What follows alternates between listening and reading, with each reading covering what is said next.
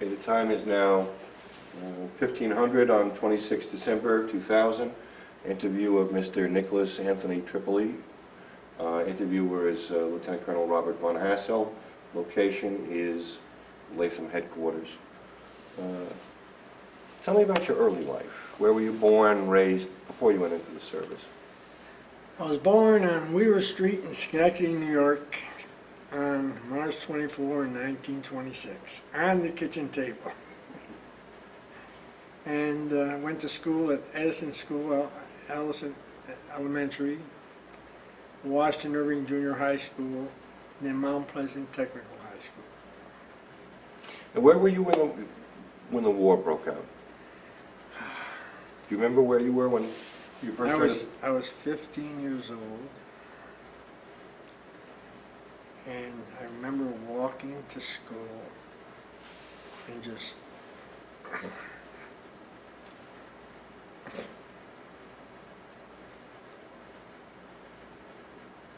shaking my head. What were you thinking?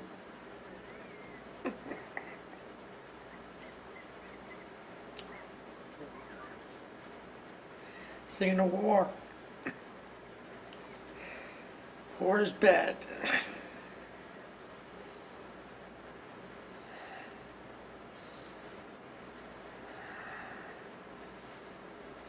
I had 3 older brothers,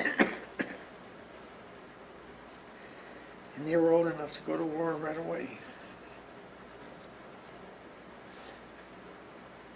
That's it. And did they? 2 of them went, and one was too ill to go. He had tuberculosis. So when did you enter the service?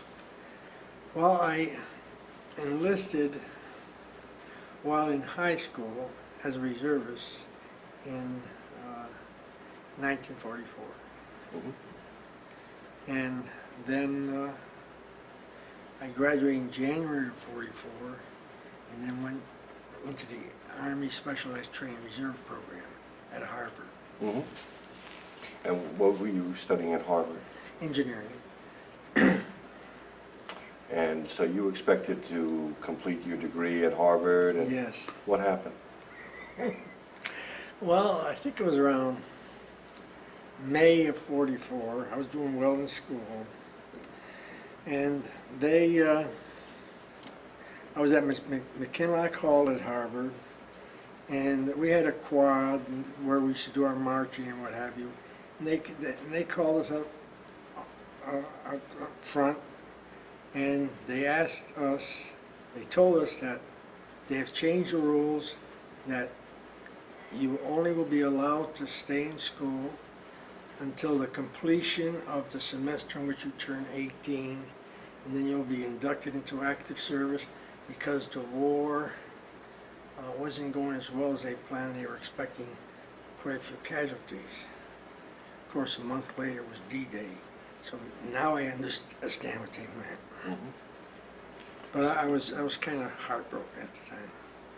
And so shortly after that, And shortly after that, it was either June or July, I went to New Jersey for my first basic training. Mm-hmm. I think that was Camp Drum, or Fort Drum, I'm not sure, Mm-hmm. in New Jersey. Right. And then I just bounced around from New Jersey to Fort Bragg, North Carolina, and Camp Chaffee, Arkansas, and then from Camp Chaffee, we took the U.S. Marine Panther troop ship, where I got terribly sick, to Le Havre, France. Was that the first time you'd been out on the ocean? My gosh, before I went to Harvard, it was the first time I was 20 miles outside of Schenectady. It was never on any. So on the ocean was terrible for me. Because I used to get terribly car sick. I remember one time I had a stomach problem. They took me to the hospital, Ellis Hospital, and to drive from Ellis Hospital back to Weaver Street, which is about 3-4 miles, I got car sick. So I had a very sensitive stomach. Must have been terrible. So on the ship, my greatest friend was my helmet. Because we were down in the lower, whatever you call it, and you have to heave and what have you. It was actually terrible. I was very, very sick for a long time. And then when we landed in Le Havre, France, was in a new country, and of course I was still 18 years old. Mm-hmm. And when you're 18, you don't, all you want to do is help your country. So when was it approximately that you arrived in Le Havre? I believe it was January 30th, 1945. Okay, and take it, what happened after that? Well, then, of course, we trained with the 16th Armored Division. And we used to live, I call it a stable, which was above animals, sheep and what have you. I remember one time we had body lice from the hay that we were sleeping in. But it was a great time. It was very, very nice. You know, there was nothing that I could say bad about it, just that those were the conditions we had to live with. Mm-hmm. And we did our training and sharpshooting and firing the howitzers and stuff, the 105 howitzer. And in fact, every week we'd go to the barn dance, and I used to love to dance, and did some dancing with the French girls. It was nice, and we had fun. And this one time, we were told that we had to be back by 10 o'clock because in the morning we were going to go into Germany. We had just bombed Nuremberg badly. I was in Patton's Third Army. So my friend Stretch and I went to the dance, and we had already planned. The sergeant was there too, and he lined us all up in formation to go back to camp. We all got in formation, but Stretch and I were the last two in the line. So as we started off, Stretch and I went back to the dance. And we told the doorman, please let us know if the sergeant comes back. About 10 minutes later, we're on the dance floor, the sergeant comes back, gives us the high sign, Stretch and I run out the back door. It was a beautiful moonlight night. Stretch is about 6'3". He was a good 10 feet ahead of me. And all of a sudden he disappeared from sight. I got scared. I stopped. I heard the sergeant's steps behind me. By the time he caught up to me, we saw Stretch with his arms pleading to us to help him get out of the predicament he was in. And we pulled him up, holding our nose, because he fell into an open cesspool. Ooh. Terrible. And especially going back. And from there you moved out to join? So the next day, we got into a 40 and 8 car, and we went to Nuremberg. Then we got on our respective M7s, and I was a gunner. We drove through the streets of Nuremberg. They were like cobblestone streets, very narrow, houses on both sides I could almost reach. And I could see the German women applauding us that we had freed them. I couldn't understand it. And some of them wanted, in fact I did touch their hands as if I was like a hero, and I wasn't. And that was the way it was in Nuremberg. Nuremberg was just, oh, it was terrible. Everything was just smashed down to smithereens. Mm. Yeah. So, So after that, then we went from there to Würzburg, Germany, which I think is a little bit northeast of Nuremberg. And we stayed there for a short time, maybe a month. Then from there, we went to Neuheimhausen, which I think is on the border of which was then Czechoslovakia. mhm. And while there, our outfit moved into some town, I don't know the name of it, but it was near Pilsen. Mhm. We marched in, and went into a field, up like a pasture, was surrounded by a fence, metal fence, chicken wire fence, and all around it were Germans with their hands up, just like this. And behind them were their rifles, neatly piled, 10 in a stack, all the way around. There were hundreds and hundreds of these. And I took one of the rifles, and that was it. And of course, and after that, the next day, we joined forces with another armored division of people that had been in Europe for 2 years. And we met this group that were going to be discharged. And we were upstairs. Rather, I was downstairs, they were upstairs. Suddenly I heard a gunshot. So I ran upstairs and I watched this man, the color on his face went from flush to nothing, blue. He got shot. He was accidentally shot. Someone watching this card game that he was playing was showing a pistol to someone else and accidentally pulled the trigger. It went through this guy's hand and through the victim's heart.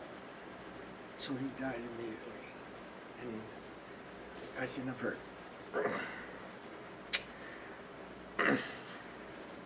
I feel for that person's family. This was just about when the war was over, wasn't it? The war was over. He was going home. Of course, we still had the war with Mhm. Japan. But his war was over. He was going home.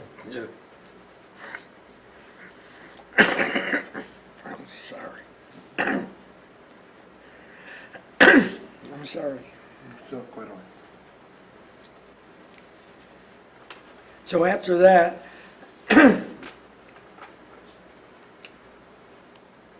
we got the orders to go to Japan, which I was kind of happy because I didn't feel I was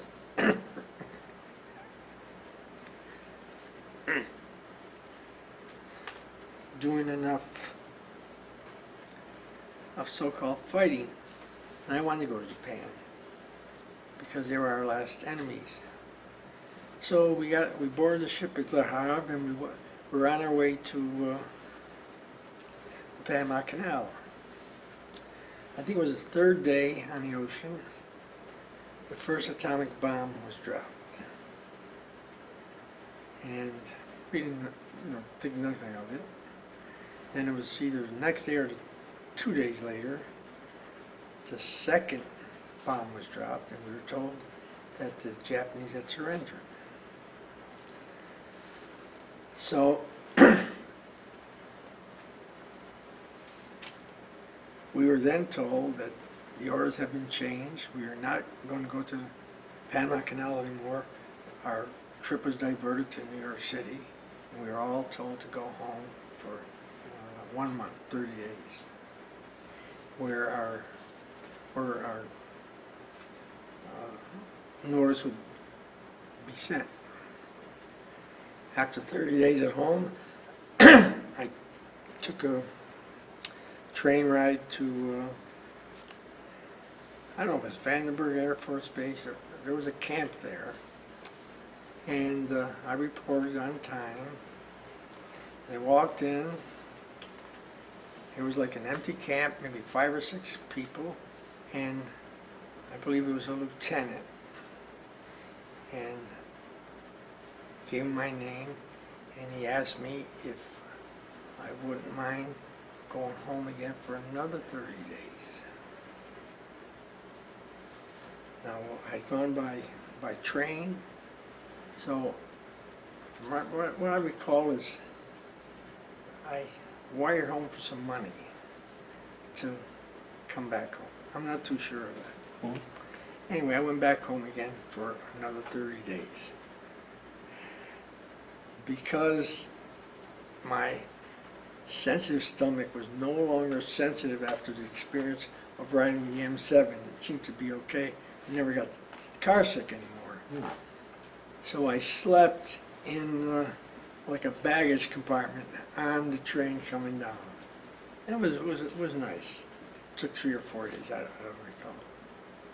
Then after that, after another 30 days at home, then we went back to California, and after a very short time, maybe a month, went to Camp White in Oregon.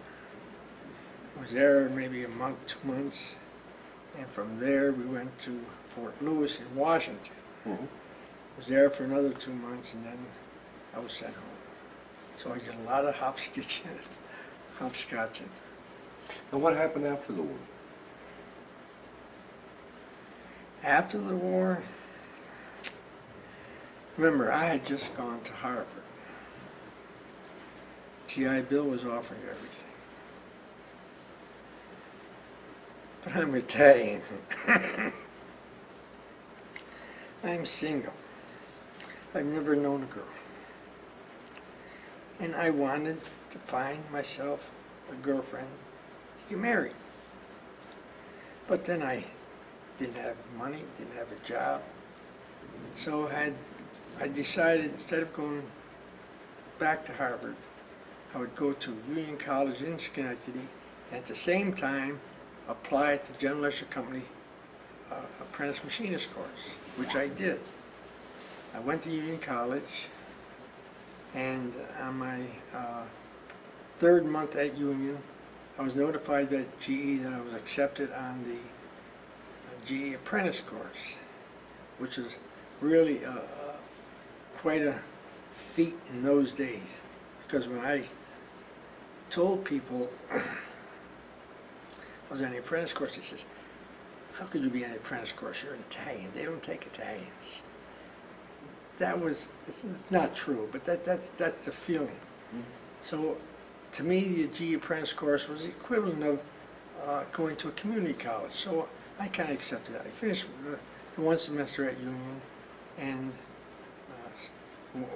went on a GE apprentice course. And for 3 years I was on the apprentice course, going to school at night. And later on, I used to teach the same apprentices about 10 years later. Mhm. So that was nice. So you stayed with GE? Stayed with GE for 40 years. Yes. And then what? How long you were with GE? How long? 40 years. 40 years? I You- did a lot of traveling with them too. Ever get married? Find a girl? I was a very, very shy person. Very shy. But I was a good dancer. So we went to a dance.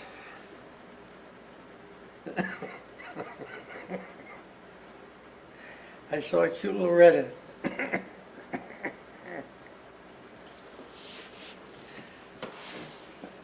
I was fearful of rejection by girls.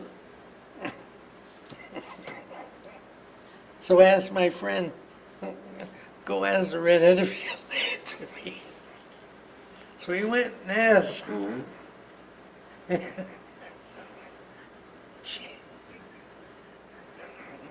She said, if he wants to dance with me, have him come over and ask me. I was like, of course, saying yes.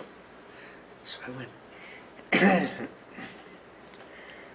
we danced and danced all night. We got married in May 8th, 1949. And 2 weeks later, coming back from my honeymoon,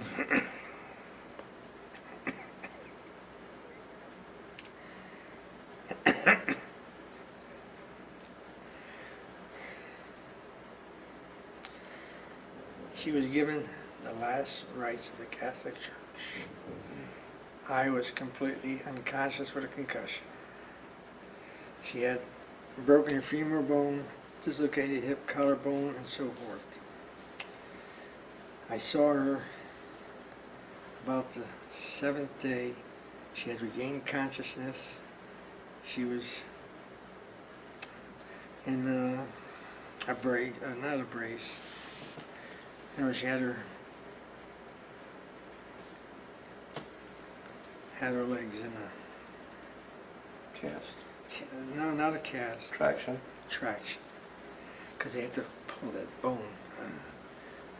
to let it heal. She wore the cast, then they put a body cast on when she eventually got out of the hospital. It was about after 2 months. For a full body cast for 10 more months, and then a full body brace for 1 year. So my honeymoon was 2 weeks, and then 2 years I had to wait. And since then?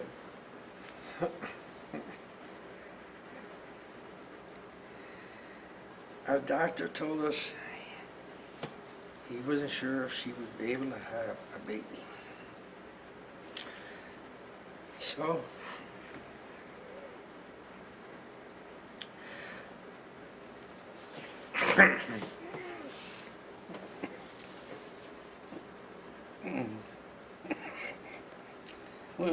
we made 2 novenas to St. Anthony. And on the last night of the second novena,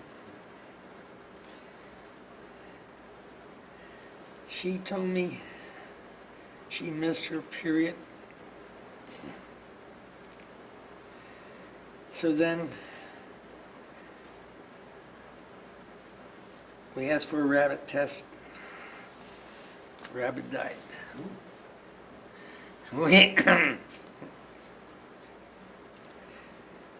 We had our first baby. And it was a boy. It was a boy. My father never had a grandson. This was his first grandson. I called him up.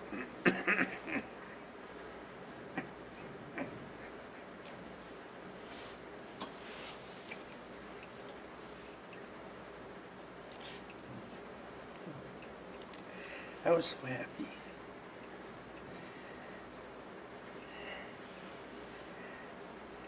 And Anthony was his name, after my father, and I'd like to think after St. Anthony too.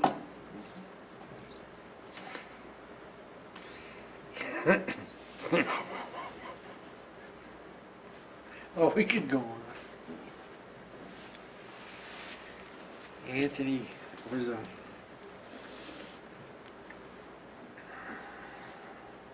was only 4 pounds and I don't know, 14, 10 ounces or so. So it was an incubator baby. So we couldn't take him home right away. Then after I think it was a week or 2 weeks, we took him home. And bingo, first thing, impetigo. Get it? I think it's impetigo. Is that what you call it, impetigo? he had some kind of a skin problem, Mhm. and then we got through that. Then, of course, after that with GE, I started moving around. Transferred to Utica, New York, and from there to Pittsfield, Massachusetts, from there to Mason, actually Evendale, Ohio, but we lived in Mason, Ohio. And from there we went to Philadelphia, Pennsylvania. And from there we finally came back home to Schenectady. Let's go back to World War II for a moment. What was life like as a crewman on a M7-105? When was the first time you fired in action?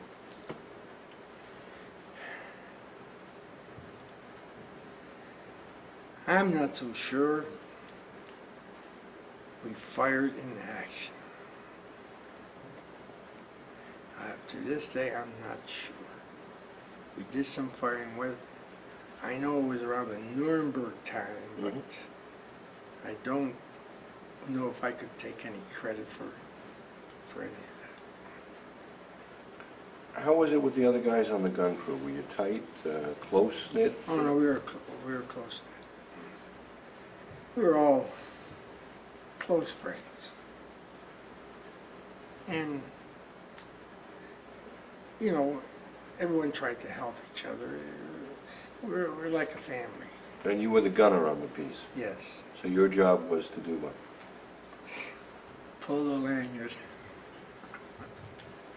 Did you have to do any... Well, yes, but those instructions were given to us as to how to set it. And I believe that came from one of the lieutenants who knew what numbers to put on it. So, What was it like to live in the field? Did you basically live on the track, or? well, living in the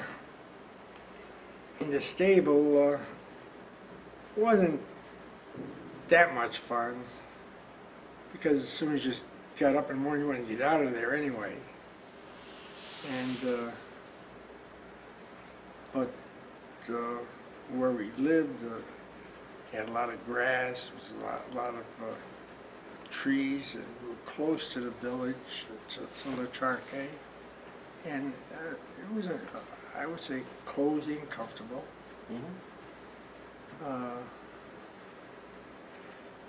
I can't think of any real bad things. Everything was relatively easy. Well, looking back all these years, is there anything in particular that sticks out in your memory about that time?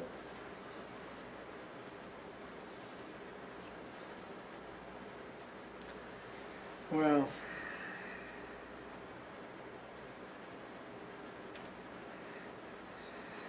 I don't know if I want to say this.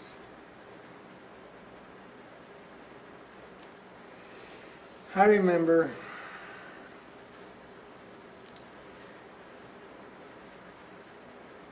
I don't know if it was twilight, if I was going to go into the kitchen or something, and I saw our soldiers lined up, about 20 soldiers in a long line, one behind the other. And I was curious, so I walked to the front of the line.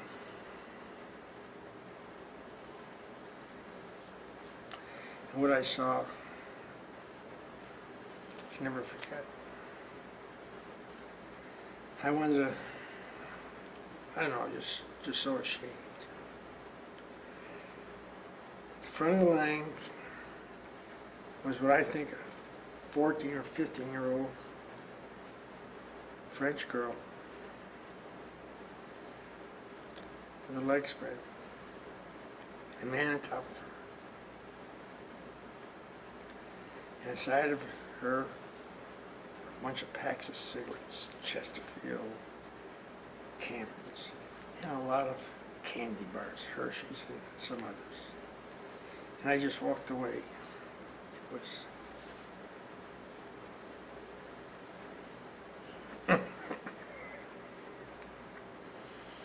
That does really affect me.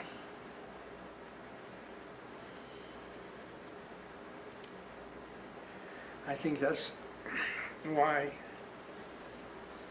when every one of my children, I have 4 of them, 3 boys and a girl, when every one of them got to about age 5, I told them, if ever they see mommy and daddy arguing in any way, in any kind of a fighting or what have you, no matter what you think, no matter what you see, you always stick by your mother.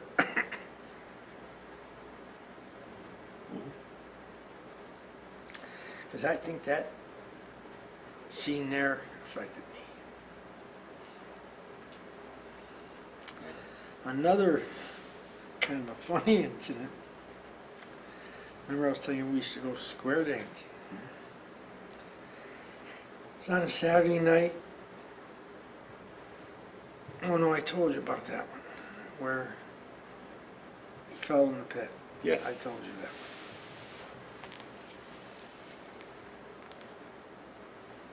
one. Anything? Oh, another, yes. It's kind of funny in a way. Before we went to Nuremberg, we did get I don't know, it was an 8-hour or 12-hour pass to go to Paris, France. Hey, I'm a 19-year-old from Weaver Street going to Paris. You know, it's unheard of from Weaver Street. So I went to Paris, and I was with one friend, and I was walking down the streets, and one of the houses that we were walking by, French girls were going like this. I got so afraid. I ran. I mean, that's the way I was. Mm-hmm. So what did you end up doing in Paris? I don't remember. Well, no, we did see the Arc of Triumph. In fact, I think I took a picture there. Just some sightseeing, but that was about it. Well, we're running low on tape, so I'm going to ask you, is there any thought that comes to you, what did it all mean, looking back on it now? Oh, yes. No question. I was very, you might say, naive when I went in. I think I came out a little bit stronger in appreciating the ups and downs of life. But I do feel, because of the Army, it made me be able to survive in this world, to understand the ups and the downs, the goods and the bads. And I'm truly so thankful I went into the Army. Because if I didn't go in the Army, I don't know how I would have grown up. It definitely helped me grow up. And I had many friends that I had there too. Are you proud of what you were part of, or what you accomplished? Yes. You think it was worth it? Did it make a difference? Oh my gosh. I don't know how to put how many gold stars on it, but definitely. And people were so different. Everything. My friends, everyone.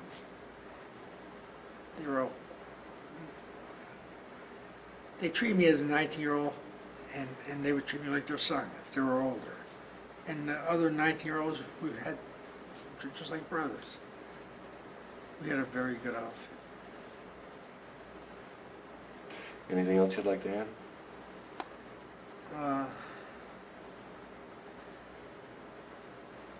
Probably not. No, I don't think it's in court. Oh, yes. In 1945 in California, the war is now over. I'm taking a shower in the, I forget what they call it. The Army Latrine. post, right. Taking a shower, and I'm drying myself, and I look in the mirror. This is my brother Johnny, who was a CB in the Pacific. The war was over there, he's back home. So we embraced. It must have been quite a reunion. Yeah.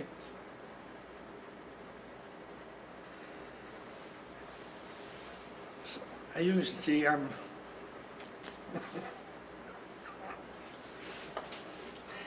too compassionate sometimes. We had a very good life. Most beautiful person in the world. Inside as well as outside. She is. And this is Carmen. Carmen, who you had to go ask to dance yourself? She put me through that trial. But once we started dancing, then I had her lock, stock, and barrel, because the way I used to jump around my jitterbugging, we were both a couple of show-offs that dance. Maybe we should put the camera on her and get her side of the story. Well, you really should. She is some person. Truly, she is the most giving person in the world. She gives to everybody except me. She sacrifices me for everybody. She's a wonderful person. It sounds like you've had a pretty good life. Yes. Well, thanks. Thank you. I think we're just... Tell me when you're...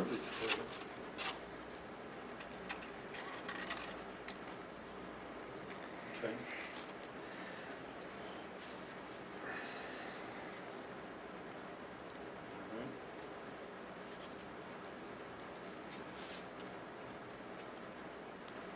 Good. Mm-hmm. Now this was at Fort Bragg on our way to Camp Chaffee, Arkansas.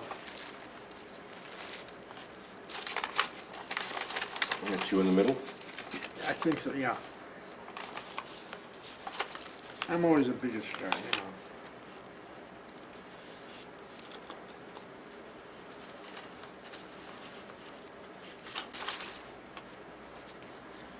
Okay.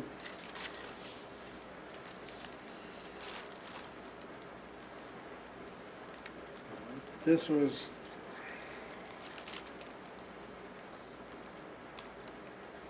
Medford, Oregon. The blonde there is who I had my eyes on.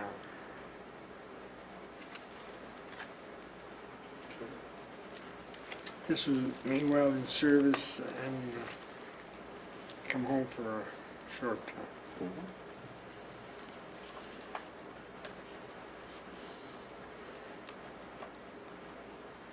Good. And these are my buddies.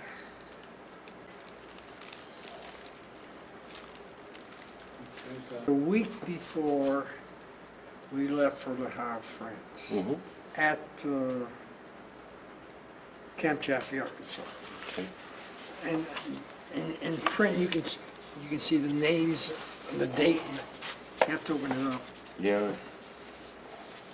Can you see that white printing? I believe that's him right down in the bottom left. I'm over corner. on the left. Yeah. But you see what's at the bottom in Yeah. white? Wayne, can you get that? Let me, okay. I got most of it. Okay. Yep, Camp Chaffee, I was there, but I was there in the 1980s, Uh-huh. when it was being used as a refugee station for Cuban boat lift people. When I was there, we were field artillery then. Yeah, as a matter of fact, Chaffee's normally been run as a sub-post to Fort Sill. Yeah, right, So that's probably where you were doing your basic gunnery. right. Yeah. But why we went from Jersey, I mean, the time period was so short. You think that Yeah, the Army in wartime? that's it. I'll tell you,